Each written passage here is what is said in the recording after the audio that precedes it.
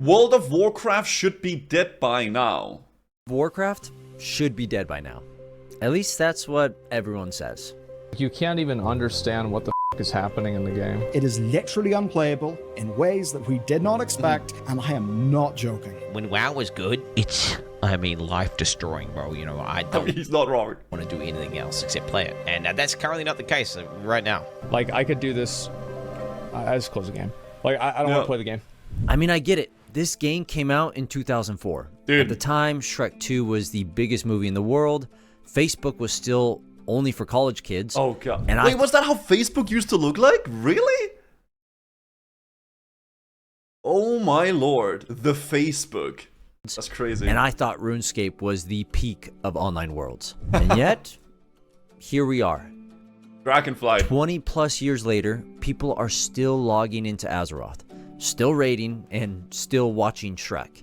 At its peak in 2010, WoW had over 12 million subscribers. 12 million. That's a bigger population than 152 countries. It's kind of nuts, and there's actually. only like 233-ish. It was so huge, it bled into everything. This wasn't just a game. It was a cultural juggernaut. But every MMO dies. Gentlemen, this could Dude, very well lead to the end. That's a good of the episode. world of Warcraft. No! No! EverQuest, Ultima Online, Star Wars Galaxies, WildStar. They burned bright and then faded away. It's kind of crazy how many MMOs have actually came out, was supposedly the next big thing, was supposedly the WoW killer, and then slowly just fiddled away. I don't know how World of Warcraft has stood the test of time that strongly that it still is. It's insane. At this point, I don't know if WoW will ever die. I don't know if it can ever die. And every few years, the same thing supposedly happens to WoW. People declare it dead. YouTubers talk about it. Sunk cost fallacy. Case in point. Redditors Guilty. claim that this is the expansion Roy, that thank you killed for the sub. WoW. And yet, World of Warcraft is still here. Still making Blizzard billions of dollars, and it still has millions of subscribers. So the question is, why? How has a game from 2004 outlived not just its competition, but even its own studio's reputation? That's the mystery I want to solve. And to do that, we need to look at all the times WoW should have died. Okay. And see why it didn't. Starting with the beginning. Because world when at war. World of Warcraft launched in 2004, it wasn't entering this thriving genre. It was a graveyard. EverQuest, Asheron's Call, Ultima Online, they were all groundbreaking and now fading. Most people assumed WoW would follow that same path. A couple good years and then forgotten. MMORPGs will die soon. This was posted in 2005. Original cinematics is still one of the best WoW cinematics. It is, yeah. Just another stupid old MMO. He took his computer somewhere to play that stupid online game. Stupid? But Blizzard did something different. Yeah. They didn't just sell WoW as a game, they sold it as a world. True. And more importantly, a world at war. I just know what PvP video that is just from seeing this first little bit here, dude. I mean, dude, WoW, MMOs, if done well, is literally like a second life. You're gonna want to be more in the game than in real life, and that's freaking scary, man. But that's also why a lot of people get so sucked into, like, as you guys said, like the sunk cost fallacy. Like, you can't quit. I've invested like 2 decades of my life into this game. Like, my characters, like, I have all these things I've collected. Heck, I can even get houses now in the game. You know, like, it's crazy. And that's why I'm like, I don't know if it can ever die unless something really drastic happens, right? When you made your first character, you weren't just choosing this avatar, you were picking a side. And it was genius. Everything reinforced that rivalry. Yeah. Separate cities, separate quest lines, It's actually separate cool. languages in the game. You couldn't even say hello to the other side. It came out as gibberish. So when you saw a real Horde player out in the world, as an Alliance player, they weren't just a stranger, they were the enemy. And it mattered. And guys, the battles that came out in this rivalry in Vanilla WoW were legendary. We all know the real chats played Horde and the freaking dorks were Alliance, okay? I mean, and that's just a fact, okay? You didn't log into Azeroth just to level up. You logged in to be part of a war. Yeah. And this design choice by the devs did something brilliant. It made you recruit your friends. Because if they chose the opposite faction, you couldn't play together. WoW wasn't just a game you played with friends, it was this tribe that you belonged to. I remember so many times coming home from school or whatever, and I just logged on WoW, and I didn't even do anything in the game. I literally nothing. No dungeons, no raids. I was just sitting in the game and then talking to people in the game. It's like a social game, basically, right? And that's why so many people got so invested, I suppose. And that tribalism, the character selection, Running in everything circles in about this Valorant, game, yeah. just, it bled into pop culture. From drink commercials to truck commercials. And my favorite... This is the stupidest commercial ever. I freaking love it. The celebrity ads. Now you can play Sims in it. Yeah, we can even build a house. That's insane. What's up, Mordial? World of Warcraft ads were so fun back then. Just top tier video game marketing. And it wasn't just the official marketing of the game that was killing it. Inside the game, players were creating their own legends. Yeah. In 2005, a guild prepping for a raid was immortalized in internet canon when one guy shouted, Let's do this.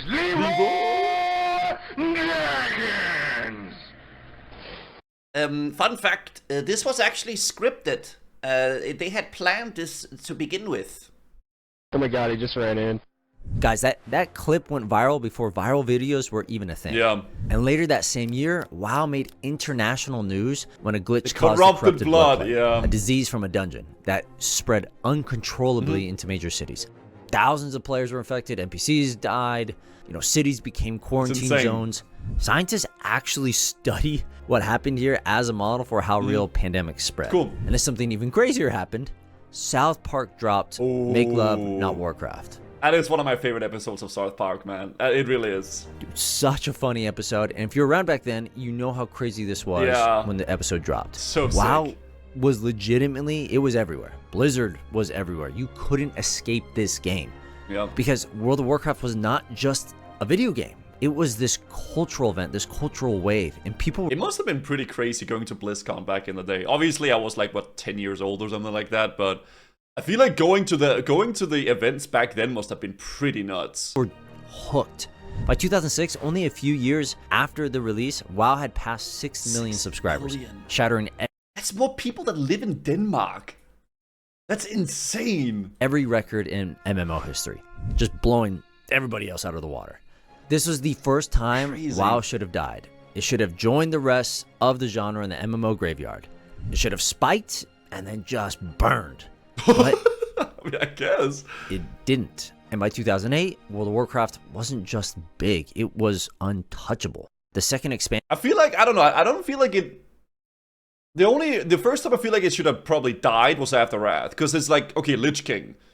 What now, right? Wrath of the Lich King was more than this update. It was a global event. Arthas, one of the most iconic villains Blizzard has ever created, my boy from Warcraft 3, this man with the rose petals, So sick. was finally in the game, and players were obsessed.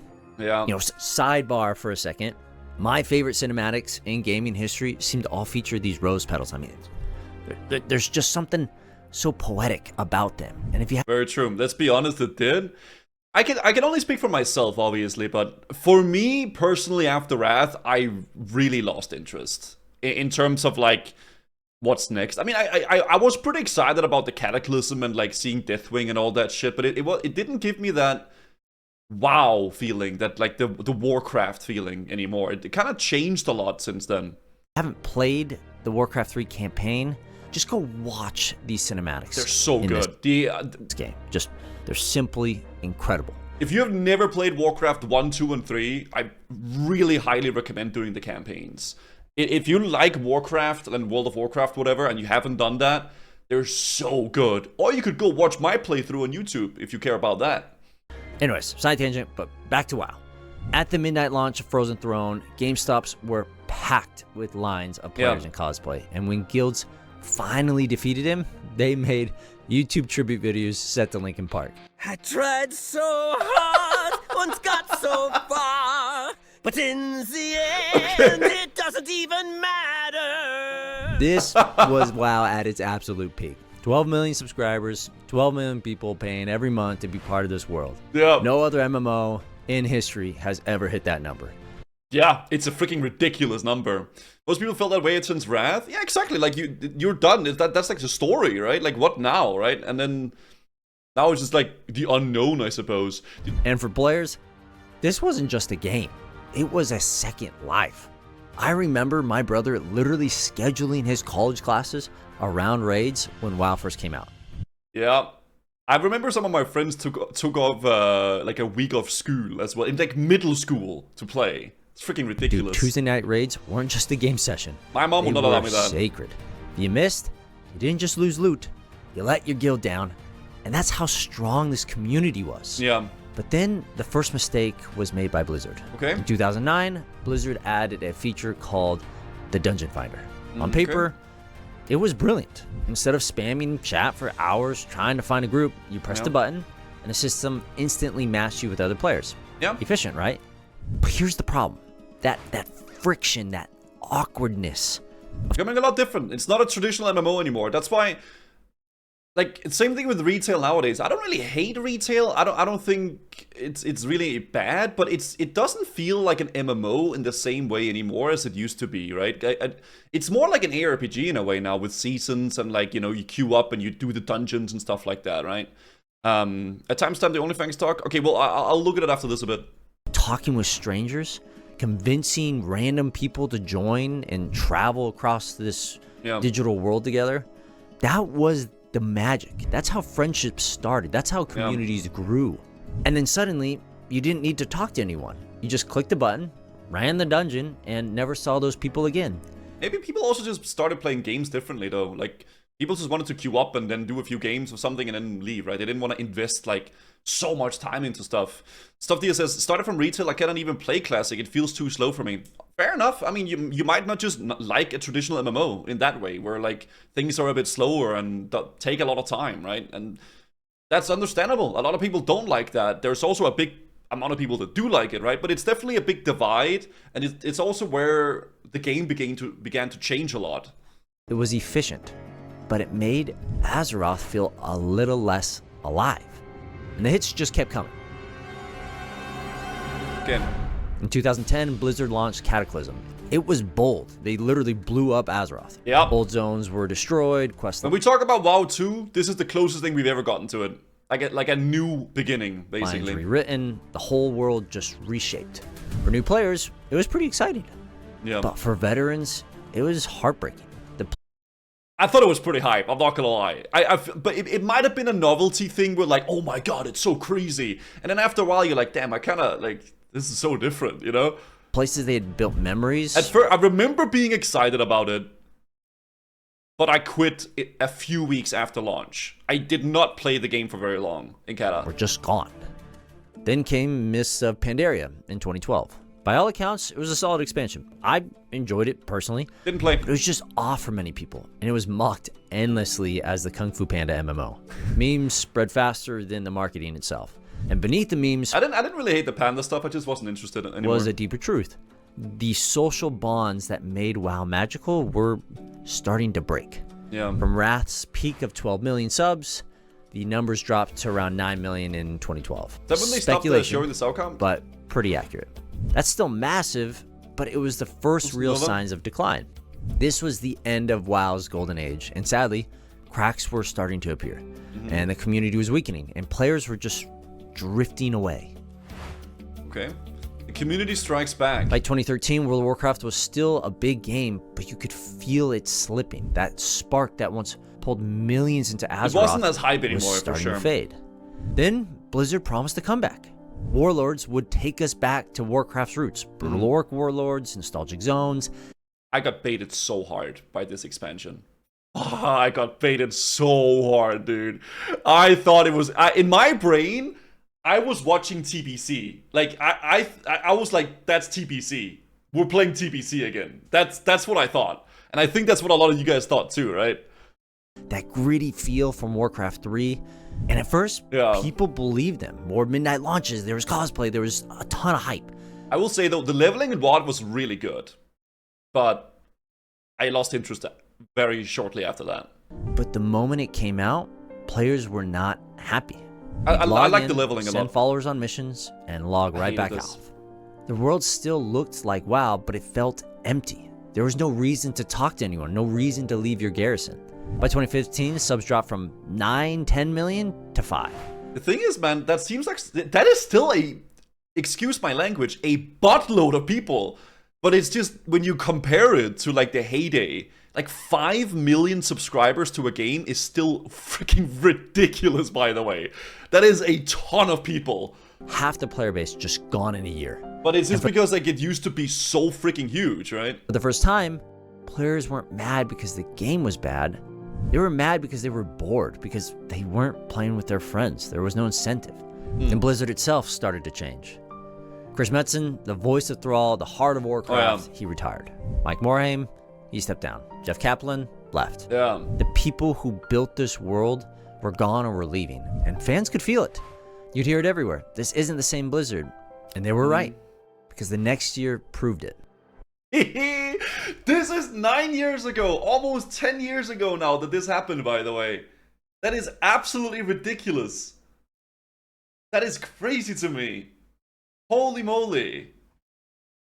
It's BlizzCon 2016. A fan steps up to the mic and asks the question everyone in the audience a hero. was thinking or wanting to ask.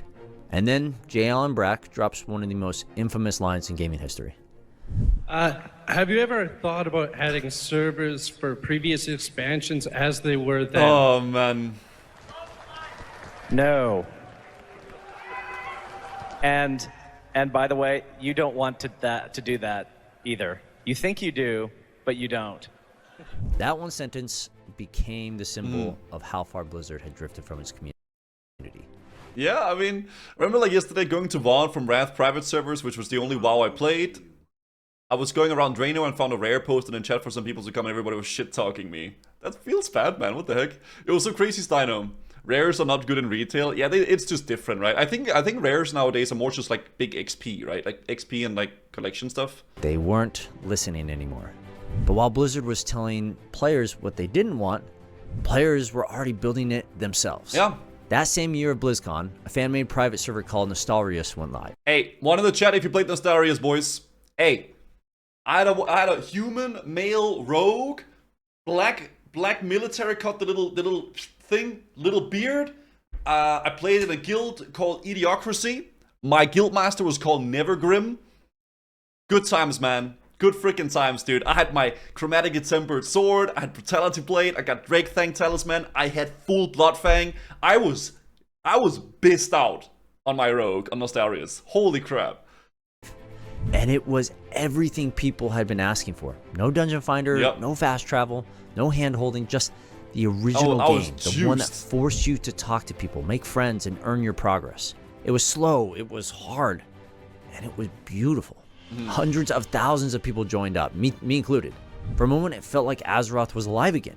And that made Blizzard nervous. Very special. So the company sent a cease and desist. Nostalrius was what reignited my passion for WoW, I think, because I kind of like lost interest in WoW and Blizzard maybe in general. I just didn't care anymore. But when I started playing this private server, dude, I think I just like got that I don't know, that the fun back from it. I think. And they shut Nostalrius down. It woke Fans me were up. pissed. They just wanted their home back. And Blizzard kicked them out and slammed the door shut. The uproar and negative PR was too big to ignore. So Blizzard eventually invited the Nostalrius devs to HQ to talk. And a year later, at BlizzCon 2017, they did it. They announced World of Warcraft Classic. This was still so surreal. The same to executives who once said, "You think you do, but you don't," were now celebrating the return of Vanilla WoW a year later. I remember when they released the beta, and I had applied to get into the beta, and I was one of very few people that got in. Was it in my mom's house? I think I was in my apartment at that point. And I was sitting, and it was like 11 p.m. in the evening. I was eating chicken nuggets that I had bought in Netto, that I had warmed up from the oven. And I was sitting in a Discord call with Comedy Russell, talking to him. And then I was like, dude, I freaking got access. So I threw out my freaking chicken nuggies, and I started my stream, and I went live, and I started leveling Durotar. And it was the most crazy shit ever. Who would have thought that if you build what people actually ask for, they'll be happy? Crazy, right? It was so fun. And then, just as Classic was being built, Blizzard launched Battle Russell? for Azeroth. I like Russell. He's really nice. Promising a return to that Horde versus Alliance. I was stoked. This is what drew me into Warcraft in the first place. It felt like Blizzard remembered what WoW actually was. But underneath all that hype was just another grind. Blizzard added a new system called Azerite Armor. Champion! The wounds! Your gear got stronger the more you played. Sounds great, right? Except every time you found a new piece of armor, you had to start the grind over. I hate temporary power. It feels very weird. It feels ARPG. Not that that's bad. It's not a bad system, but for an MMO, it's kind of strange, I think. You know, it works for like an ARPG. Oh, a new season. You get this cool shit, right? Like that, but it works for those games. Of hours gone, just on repeat. Then came the reputation grinds, repeating daily chores just to unlock storylines. Yeah, I agree. I'm so close to installing Turtle WoW or something because I miss home, but I don't want to give money to Blizzard. Yeah, I never tried Turtle WoW, but I've heard people talk very highly about it. Not to mention there's the Warfronts and the island expeditions. It all just felt like promised adventure, and it instead felt like busy work. Yeah. By the end of 2018, WoW was at its lowest active count ever, around 4 million players. That's still very high, but for Blizzard, it's bad, right? But there was some... Turtle WoW's in a rough spot currently. I mean, they're dealing with a lawsuit and a few things like that. So yeah, I don't know if it's looking too hot for them, but I never played it. Hope. World of Warcraft Classic released. And instantly, it was like stepping into a time machine. Streamers like Asmongold drew hundreds of thousands of viewers. New players wanted to see what the hype was all about. Old players wanted to see if the magic was still real, if it was still there. 2019 Classic launch was something that I don't know we'll ever get. Maybe we will get something similar one day in the MMO space. Like maybe something crazy is gonna happen, like the Classic Plus maybe, or maybe they'll Riot MMO or something like that. But the amount of people that played in 2019 was so freaking ridiculously insane. And then came one of the wildest moments in gaming history. Joker TV, a random player. I was watching it. Dude, I remember, I know exactly where I was when he dinged 60, bro. I was in a hotel showering with his stream on the counter while I was showering because I didn't want to miss the moment. I was in the shower and I put the stream on because I knew he was about to ding and I didn't want to miss it. So I was like, and he was like, oh my god, and then like oh my, I was so hyped, dude. Oh, that was crazy. Became the Why shower when you can grind? I mean, dude, I had to shower, man, because like ultimately, dude, if you're up playing like 22 hours in a row and then you sleep 4 hours and you do the same thing for like a week straight, the only thing that like wakes me up is a shower. I have to like to get out of, I have to shower. I have to like wash my face. Person in the world to hit level 60. Over 300,000 people were watching this live on Twitch. It felt like this event, not an expansion, not a patch, an event. Crazy it reminded shit. everyone what WoW had always been about. People. It wasn't the graphics, it wasn't the systems, it was logging in and seeing the world busy again. The taverns were packed, the trade chat was chaos. People were making friends in the dungeons again. Classic had brought the world back to life. Not because it was new, but because it made players feel like they belonged again. 2020 should have been this victory lap. Oh, yeah. Right? Classic was booming. Subs were up. The world was talking about World of Warcraft again. Oh, this one. And then Shadowlands launched. And things just started to crack again. Oh, gosh. It looked incredible. It always does. I did not like that cutscene. I hated that. But once you got in... I hated that cutscene so much. It pissed me off. Dude, sitting and waiting for that long for Bolvar to do something on the throne and he just gets freaking manhandled, dude. Again, it was just grind city. Somewhere along the way, WoW has just stopped feeling like exploration and has started feeling like we're just digging holes. Torghast. Hoping to eventually find the fun again. I'm tired of this, Grandpa. That's too damn bad! Players were burned out. Streamers started leaving again. And outside the game, things got worse. There was massive lawsuits, harassment scandals, walkouts. The kind of headlines no one ever thought would have come from Blizzard Entertainment. Yeah. For players who grew up with this company, it felt personal. The same devs who once walked on stage shouting, "For the Horde," were now being accused of discrimination and abuse. This felt so like like they're not people. I don't know. I don't know how to explain it, but it just felt like they weren't like normal people, like having a passion for games. It just felt Corpa, right? Is it Corpa? I think that's why I gained so much respect for the Jagex devs, because they're so down to earth and they're so understandable. They make it. Recently they changed a bunch of stuff for sailing, and they made a Twitter post, and people got really angry and bothered. And they're like, the day after they changed it back and did some better changes. They're like, dude, we're sorry. Shit, we fixed it, right? They are really passionate, and I really think that's so awesome, and that's why I think a lot of people love the Jagex teams too. And people were disgusted. Some canceled subs, some swore off Blizzard forever. They're just more human. Then there was tragedy. In July 2020, Byron Reckful Bernstein, one of the most beloved WoW players ever, he passed away. Yeah. For over a decade, Reckful had been WoW for many people. He wasn't just a streamer, he was this legend. Yeah. He was this community icon and a voice for the players who grew up playing this game. And when the news broke, players all around stopped to give tribute. Thousands of players logged back into the game. Entire servers stopped to honor this man. Players stood shoulder to shoulder, forming lines to pay their tribute. Blizzard, wonderfully so, later added a permanent NPC in the game, a rogue trainer named Reckful. And for a brief moment, all that noise, the lawsuits, all the burnout, it disappeared.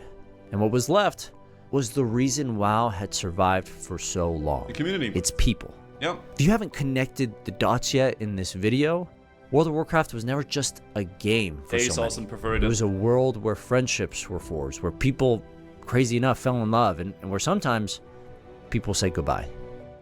Yeah. And then after the funeral, after all this stuff, time moved on. The news faded, the lawsuits came and went. Blizzard released another expansion, and then another. WoW got beat by Final Fantasy, and then retook. Wait, they actually did? Damn, FF, dude. By Final Fantasy. Holy shit. And then retook the MMO throne, right? There was new dungeons, there's been new systems. Blizzard was bought. WoW employees unionized. Players left. Players came back. The World of Warcraft has just kept You never spinning. truly quit. And every few years, the same story resurfaces. You only take WoW breaks. is dead. World of Warcraft is dead. And every few years, millions of people prove it isn't. Yeah. Because despite everything, the scandals, the studio, the drama, the burnout, people still come back. I think people just love. Maybe it's nostalgia. Maybe it's because it's what you grew up with. But there is something special about WoW. I do think retail. It doesn't have the same vibe, but it's FOMO. It could be FOMO. Maybe it could be wishful thinking that, oh, I wish it was like what it was or whatever, right? For Blizzard, there is still something special about new expansions in WoW. I don't know. Maybe it's because I grew up with it, but even if I don't love the retail WoW much anymore as I used to, I still get excited about a new expansion just to see what they're cooking, right? And just to see what's happening, right? Not for the next expansion trailer, but for each other. Because the people they met in Azeroth are still there. Because this world, with all its flaws, still feels like home for many. Yep. That's the thing about World of Warcraft. Over time, it's become more than just a game. It's become a third place. A place you logged into after work, after school, to be with your friends. A safe space. Yeah. Where your people, your second family waits for you online, hanging out in chat. This world is a place where you aren't just a character. You're a part of something bigger. For me, it was late night college raids in a cramped dorm room, hanging out with my buddies and trying not to wake my roommate Brady. For my brother, it was planning his entire class schedule around raid nights and staying connected with his friends for years after college as he continued to grow and have a family. For thousands of others, it was a father and son questing together every week. That's so sweet as well, man. And a couple who met in a dungeon and maybe got married. A group of strangers who became real-life friends. Not just a game, man. It's more than that. I think that's why. Some of their closest people here. Some even met partners, right? Some said goodbye. When Reckful died, the community didn't mourn a streamer. They mourned one of their own. Someone who reminded them that this world still mattered. Yeah. And that's what makes World of Warcraft so special. It's not the graphics. It's not the systems. It's not even the story. It's the people who fill it. Yeah. It's the community, and it's. I mean, I guess in a way it is the world, but it's the community within that world that you all have something in common there together, right? Morrowind wasn't that bad. They added the delves and such. It was pretty fun. But holy crap, the world feels so dead. You go into level a new zone and it's just fully empty. Yeah, I mean, that's what I'm saying. Like, I don't think the WoW is bad nowadays. It's just not an MMO in the same way. It's more seasonal and it's more like, you know, oh, you do that, you queue up for your dungeons, you queue up for your raids, and that's the way to go about it, right? But it's different. That's why It's a lobby game. why World of Warcraft is still here. Because it isn't... With housing people out in the world farming lumber and stuff. Fair enough, I haven't really tested out the housing stuff quite yet or anything like such. Maybe once we get Midnight coming out, I'll probably delve more into it, but yeah. A product anymore. It's a shared memory. It's a shared world. A place kept alive not by updates or patches, but by the people who refuse to let it fade. So no, World of Warcraft isn't alive because of clever monetization or corporate strategy or incredible marketing that may have launched the game to its success, but it's alive because millions of people built something inside it that can't be replicated. Yeah. It's alive because they made it a second home. And that's why World of Warcraft cannot be killed. It's a world that's outlived its rivals, it's outlived its creators, and possibly even its own time. I hope Microsoft remembers this, since they are now the owners of the World of Warcraft. I hope they know that for many, this game is truly their third place. The special place between work and home, to spend time with the people they love. Yeah. I mean, it's true. It's a little bit of like a nostalgic road here on talking about all these things. I think it's fun, but it is true though. It is the community that's kept it alive and the world and everything like that. I don't know if WoW can ever die. I feel like as long as they keep pumping out expansions, people will be wanting to play. But I do hope that they keep innovating on it, and at least in the classic space, I hope that we get more content and more interesting stuff there as well, right? I feel like it always circles back to that. But yeah, for Guzu, it's work and home, not between work and home. I mean, WoW will always be a comfort game for me, and it'll always be a place where, like, if I haven't played it for a year or two, I can reminisce back, and I'm gonna be like, dude, could be quite fun to level in Elven Forest, or it could be like, imagine doing a little Dead Mines, or making a group for, like, you know, a raid with. It's just fun, man, and I think a lot of people will always have that feeling. That's why WoW will always have a special place in people's hearts. I think it's awesome, dude. You know, yeah. I mean, I don't know. I am intrigued to see what's gonna happen with WoW and with Blizzard. Like, especially this BlizzCon coming up next year. I feel like it'll be a very deciding BlizzCon in terms of what's to come, because it's been a while since we've gotten a lot of news with just everything WoW, right?